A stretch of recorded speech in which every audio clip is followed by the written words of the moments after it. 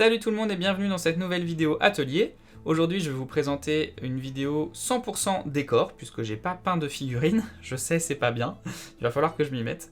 Mais voilà, l'idée c'est de vous présenter tous les décors que j'ai fait ces derniers temps. Il y en a pas mal, franchement il y en a pas mal. Il y a beaucoup de terrains naturels mais il y a aussi deux bâtiments. Dont un peut-être que vous connaissez déjà si vous avez suivi le live YouTube que j'ai fait dernièrement. C'est une chapelle médiévale, donc je vais vous présenter un petit peu à quoi elle ressemble et puis comment est-ce que je l'ai fabriquée. Et l'idée, c'est voilà, de vous présenter tous ces décors-là. Comme je viens de vous le dire, je fais en ce moment, j'expérimente en tout cas des lives sur YouTube et sur Twitch. Donc n'hésitez pas à suivre, les liens sont soit dans la description, soit sur la chaîne YouTube. Et voilà, c'est l'idée, c'est de vous partager un petit peu ce que je fais en direct, et puis d'échanger avec vous sur des sujets concernant notre petit hobby. Voilà, et puis bah écoutez, si vous avez apprécié aussi cette vidéo, n'hésitez pas à la liker, à la partager et à la commenter. C'est très important pour moi. L'évolution de ma chaîne est assez lente si je compare à d'autres chaînes YouTube. Et du coup, je trouve ça un petit peu dommage parce que je pense que mes vidéos peuvent intéresser du monde. Donc bah voilà, faites-vous plaisir, allez-y, partagez la vidéo, likez-la, commentez-la, allez-y, tout ce que vous pouvez. Moi, ça m'aide pas mal. Ça m'aide notamment dans le but de faire partager la règle pillage au plus de monde possible. Donc voilà, plus on est de fous, plus on rit. Donc allez-y.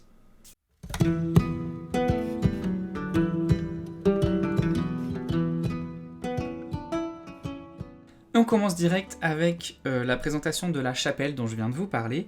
C'est une chapelle que j'ai réalisée entièrement à la main, avec plusieurs matériaux. On va voir ça ensemble. L'idée avec ce bâtiment, c'est une idée que je vais appliquer à tous mes autres bâtiments, c'est-à-dire faire quelque chose en 3 parties. La première, c'est la toiture. La seconde, c'est le corps principal.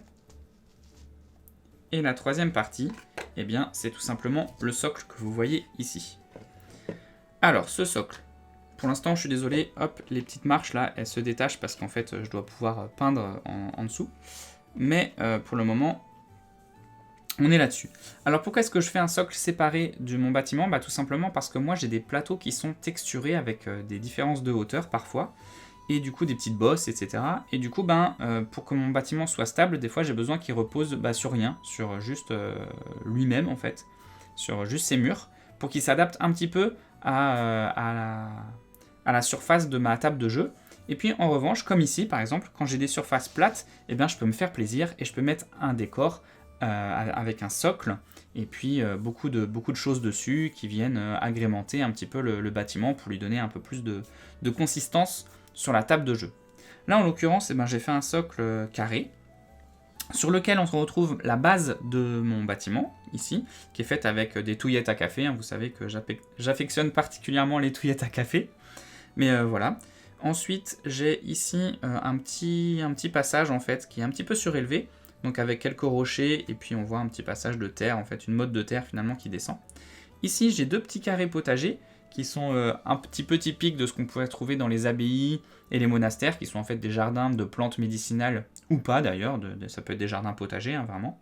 Donc je vais les agrémenter avec de la petite végétation. Là évidemment, vous voyez, le bâtiment il est juste sous-couché, hein. Je n'ai pas du tout commencé la peinture. Ici vous avez, hop, j'espère que vous voyez bien, tac, ici une petite barrière sur laquelle va venir s'appuyer le bâtiment. Ici, là, j'ai une fondation en pierre, fait avec les rouleaux esquisse miniature sur de la pâte auto-durcissante. J'ai déjà fait une vidéo sur les rouleaux, donc n'hésitez pas à aller la checker. Ce sont de très bons rouleaux qui font bien leur job et qui rendent vraiment très bien. Et si on remarque, si je remets le bâtiment comme ça, si on remarque bien ici, j'ai des petites lambourdes en fait, qui sont faites en balsa en forme de carré, vous savez, les balsas en forme de bâton. Pourquoi est-ce que j'ai mis des lambourdes comme ça sur le sol? Tout simplement parce que je vais venir taper mon bâtiment dessus pour pouvoir le caler correctement sur mon socle. Alors concrètement, comment ça se passe? On va regarder ça tout de suite. Je prends mon bâtiment et hop, je viens le mettre en butée de mes lambourdes. Tac, et vous voyez ici que en fait, ça s'adapte parfaitement et on a l'impression que le mur est dans sa continuité. Donc voilà, c'était tout l'intérêt de ce truc-là. Évidemment, la base, sans le bâtiment, elle peut servir aussi. C'est-à-dire qu'on peut enlever le bâtiment et puis se servir de cette petite place comme une place de marché, par exemple, ou pour mettre une potence ou n'importe quoi. Donc ça, c'est plutôt cool aussi. Ça veut dire qu'on n'est pas obligé de mettre le bâtiment dessus. Et une fois que j'ai mon bâtiment, et ben là, tout de suite, ça prend du volume. Ma chapelle, elle est surélevée par rapport à la table de jeu sur cette petite surface et ça rend plutôt bien, je trouve. Je me suis fait plaisir en faisant une porte qui s'ouvre. Voilà. Donc ça, c'est gadget, hein, évidemment. Mais voilà, je trouvais ça rigolo. C'est pour ça ici que j'ai une petite poutre que je peux venir glisser derrière parce que j'ai un petit système pour venir verrouiller la porte, en fait. Voilà, tout simplement. Autre chose, tous les murs là sont faits avec de la pâte autodurcissante et du rouleau esquisse miniature, toujours. Et vous allez me demander pourquoi, enfin surtout comment j'ai fait cette forme d'arche ici. Et bien tout simplement, j'ai une machine, je crois que je vous en ai déjà parlé, c'est une machine qui s'appelle Silhouette et qui permet de découper du papier. Et du coup, j'ai fait ma forme sur Illustrator, j'ai envoyé ça à la machine et elle a fait la découpe en forme d'arche. Évidemment, le papier c'est assez fin, donc là je crois qu'il y a 4 ou 5 épaisseurs de papier découpées de la même manière que j'ai collé avec de la colle blanche pour donner cette épaisseur en fait. Et je trouve que ça rend vachement bien. Je sais pas ce que vous en pensez, mais pour moi c'est vraiment un super rendu. Donc je suis plutôt satisfait de ça. Et voilà. Et ensuite, la dernière partie, eh bien, c'est la toiture. Et c'est pareil, la toiture, toutes les petites tuiles que vous voyez ici, elles ont été découpées à la Silhouette. Parce que moi, à la main, voilà, j'en avais vite marre. Et j'ai fait aussi l'intérieur avec des poutres comme ça, pour pouvoir solidifier un peu l'ensemble de la toiture. Et vous voyez au-dessus, ici, il y a une croix. Et cette croix, eh ben, on peut l'enlever. Pourquoi ? Parce que quand on stocke dans une boîte, en fait, ce genre de bâtiment, tous les éléments qui vont dépasser comme ça va être assez casse-pied. Ça va nous empêcher d'empiler d'autres choses dessus. Donc du coup, je me suis dit que j'allais faire une croix qui s'enlève. Voilà, tout simplement. Donc elle est faite en polystyrène, en polystyrène extrudé. Voilà, tout ce qu'il y a de plus classique. Donc voilà, et quand j'assemble les 3 pièces, eh ben, j'obtiens mon bâtiment terminé. Donc pourquoi est-ce que je veux enlever maintenant mes toits ? Parce qu'évidemment, dans la règle de pillage, on peut mettre des personnages dans les bâtiments. Alors évidemment, les règles de jeu prévoient des bâtiments fermés qu'on ne peut pas ouvrir, mais moi j'aime bien l'idée d'avoir les figurines vraiment dedans. En plus, on peut les cacher comme ça sur le champ de bataille. C'est toujours rigolo de dire tiens, je rentre dans ce bâtiment. Ah non, pourquoi ? Hop, tu soulèves le toit et là tu vois 3 mecs à l'intérieur de la maison. Tu fais ah ok, elle est déjà occupée. Donc voilà, ce bâtiment-là, il m'a pris quand même pas mal de temps à fabriquer. Mais je suis plutôt content du résultat pour le coup. Je le trouve vraiment, vraiment cool et j'ai très hâte de faire la peinture. Je sais pas encore trop comment je vais la peindre. On va voir. Mais en tout cas, c'est un bâtiment plutôt imposant et je pense que c'est une pièce maîtresse sur la table de jeu. Ça peut être un objectif, enfin vraiment ça peut être quelque chose assez rigolo. Surtout qu'avec des règles d'escarmouche comme pillage, on va pouvoir venir jouer ici sur cette plateforme et tout, donc c'est toujours assez drôle. Sachant qu'évidemment je vais pas la laisser comme ça, je vais rajouter des caisses, des petits tonneaux, des trucs, voilà, des plantes dans des pots, pourquoi pas. Je m'interdis rien, mais en tout cas ça va être une belle pièce à la fin, c'est sûr. On enchaîne avec un deuxième bâtiment, toujours dans la même idée, c'est-à-dire découpé en 3 parties, le toit, la structure principale et le socle. Donc là on est sur une chaumière, on va dire classique. Par contre, cette chaumière, elle a une petite particularité, contrairement à celle que j'ai fait jusque-là, c'est qu'elle a un toit, enfin une forme en forme de T. Vous voyez, comme ça. Donc ça permet d'avoir une maison un peu plus grosse sur le champ de bataille, qui va peut-être pouvoir contenir plus de richesses ou plus de personnages à l'intérieur, et puis qui va aussi fournir plus d'ouvertures pour effectuer des tirs depuis les ouvertures du bâtiment. Voilà. Donc la même chose que pour la chapelle, j'ai le toit, qui est fait, vous savez, la serviette Ikea, on la connaît. Elle est là. J'ai rajouté des petites touffes d'herbe pour un côté un peu plus végétal, on va dire. On a la structure, toujours en carton de calendrier. Vous savez, j'adore le carton de calendrier. Ça, c'est de la touillette à café, comme d'habitude. Vous avez le tuto sur la chaîne pour les maisons. Et puis, vous avez le socle, ici. Voilà. Qu'on peut utiliser comme ça. Bon, ça a moins d'intérêt ici, parce qu'on voit bien la délimitation de la maison quand même. Ça a un intérêt surtout quand mes murs m'embêtent. C'est-à-dire que quand, pour jouer, en fait, quand cette structure-là, je sais pas, par rapport à la hauteur de la table ou n'importe quoi, ça m'ennuie, et ben je l'enlève, je sais qu'ici il y a ma maison, et comme ça je peux mettre mes personnages à l'intérieur comme j'ai envie. Voilà, parce qu'il y a autre chose aussi dont j'aimerais vous parler là. Pourquoi est-ce que j'ai fait ça? C'est parce que je prévois de faire une extension aux règles de pillage qui permettent de jouer des sièges, des assauts de place forte. Et dans ces règles, je prévois de pouvoir jouer à l'intérieur des bâtiments. C'est-à-dire qu'actuellement, dans les règles de pillage, on ne peut pas jouer dans un bâtiment, c'est-à-dire qu'on a des personnages qui sont dans un bâtiment, mais on ne les place pas où on veut. On délimite, c'est-à-dire on dit, moi je me dis que l'archer qui vient de rentrer, il est sur telle ouverture. Les déplacements à l'intérieur d'un bâtiment sont gratuits, c'est-à-dire qu'on peut se déplacer lors de la phase de déplacement d'une fenêtre à une autre sans que ça coûte quoi que ce soit de points de mouvement. Et voilà, c'est une manière de régler le jeu à l'intérieur des bâtiments d'une manière très simple et très fluide pour le jeu. Mais voilà, quand on veut aller un peu plus loin, et ben justement, il y a pour ça les extensions. Et l'extension de siège permettra de jouer dedans, vraiment. C'est-à-dire qu'on se déplace dans les bâtiments, ça a un coût. Monter un étage, etc. Défendre une porte, défendre un couloir, tirer dans un couloir, qu'est-ce que ça fait, etc.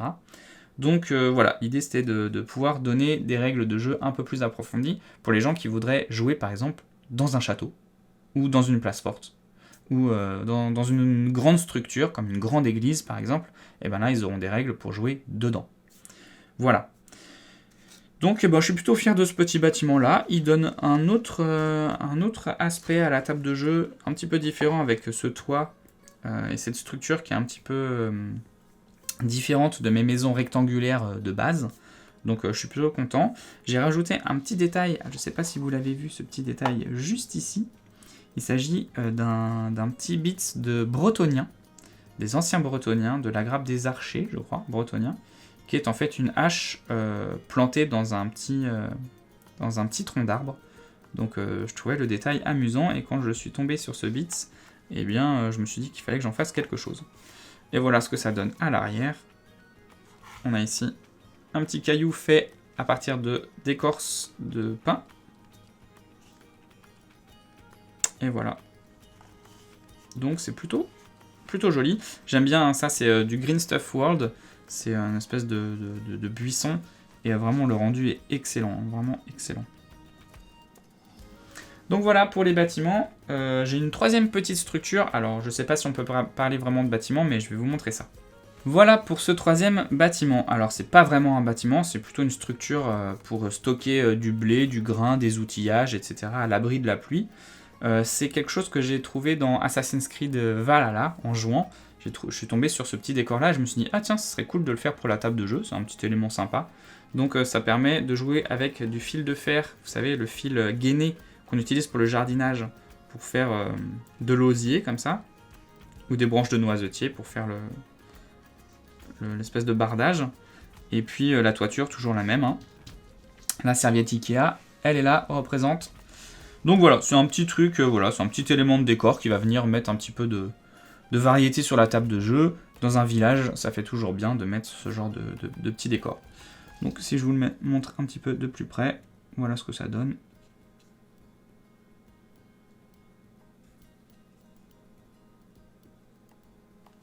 Voilà.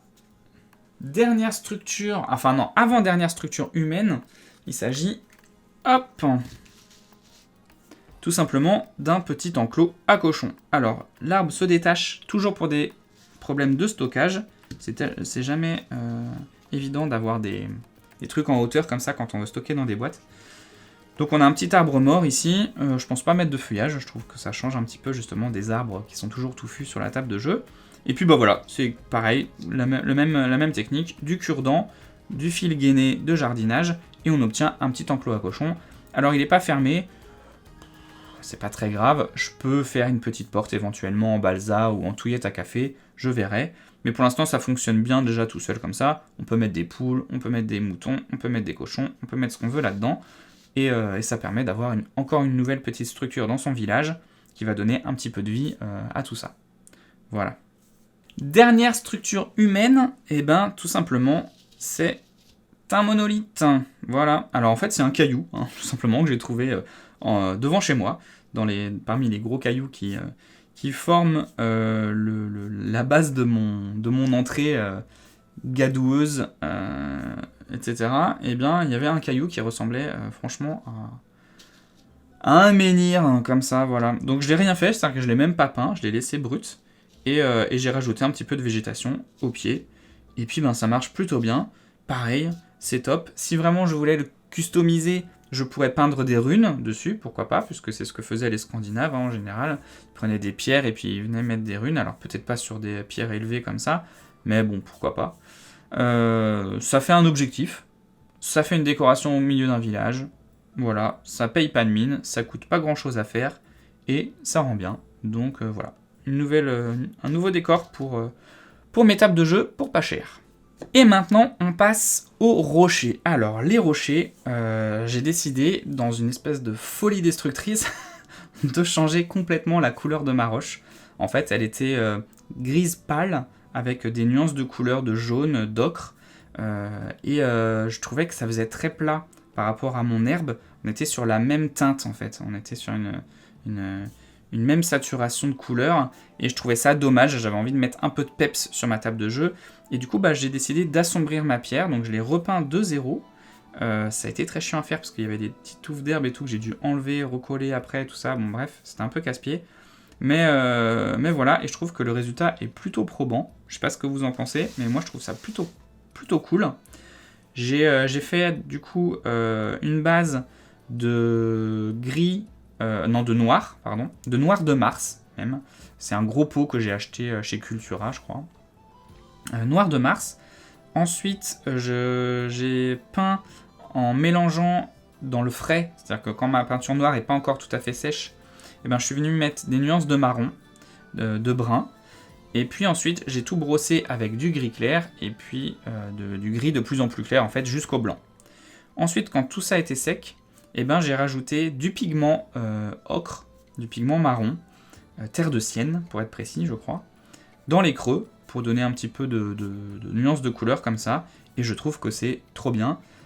Ça marche parce que d'une manière réaliste, parce que dans la nature il y a vraiment toutes les teintes de roche possibles, et puis surtout ça va bien marcher pour le Seigneur des Anneaux, qui a comme ça des nuances de teintes de roche qui sont assez sombres en général, donc ça marche plutôt bien, je suis plutôt content. Donc ça c'était une base que j'ai refaite, et puis j'ai fait des nouveaux rochers, histoire de varier un peu, donc voilà, ce type de rocher là. Donc j'en ai plusieurs, je vais vous les montrer. Voilà ce que ça donne, 3 petits rochers qui vont venir agrémenter aussi la table de jeu. Et ben ça c'est toujours cool, parce que ça fait soit des obstacles qu'on essaye de franchir mais qui vont ralentir les troupes, soit qu'on va devoir contourner, ou sur lesquels on va pouvoir placer pourquoi pas des objectifs. En tout cas ça marche plutôt bien, et puis j'ai utilisé la même technique de peinture, et vous voyez que ça rend très bien. Toujours pareil, ce sont des écorces de pin que j'ai utilisées, et franchement je suis plutôt content du résultat, pareil.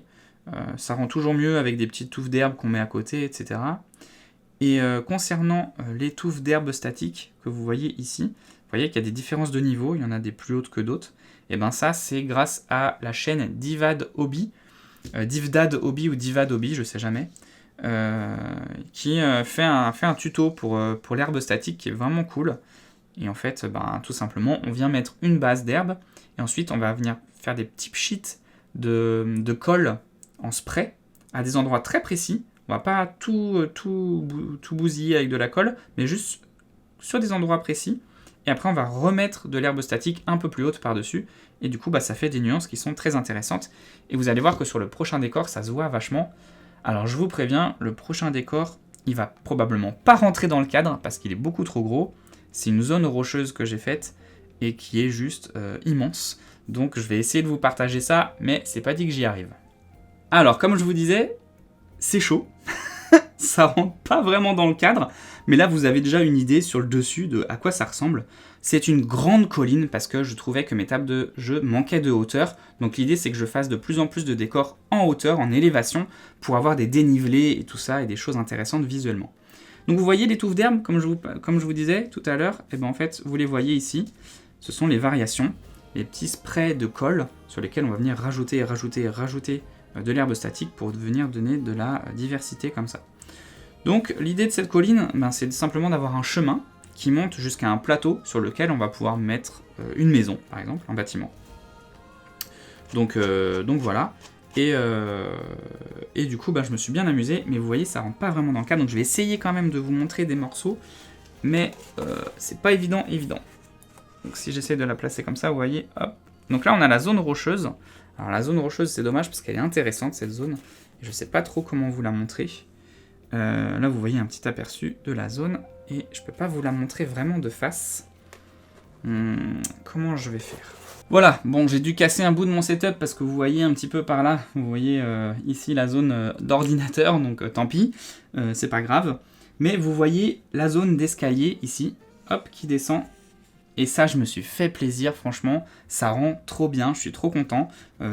Typiquement, pour avoir un petit escalier qui monte au pied d'une maison ou au pied d'une structure, d'une tour de guet par exemple, ça rend vachement bien. Pour le Seigneur des Anneaux, ça va être trop cool, franchement, ça rend vraiment, vraiment bien. Et là où je suis content d'avoir repeint toute ma roche, c'est parce que vous voyez ici, et ici, le contraste avec la verdure, et ça rend beaucoup mieux.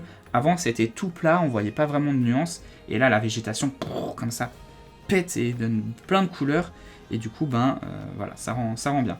Donc je suis désolé, je peux pas vous la montrer en entier, elle est vraiment trop grande, cette colline, c'est dommage. Mais vous avez quand même un bon aperçu ici de cette colline sur laquelle je me suis fait plaisir. Alors comment je l'ai fait ? Tout simplement, c'est du polystyrène. 100% polystyrène, il n'y a pas de base en carton ou en MDF. C'est que du polystyrène que je suis venu sculpter à l'aide d'un grand cutter en fait. Et petit à petit, j'ai raboté.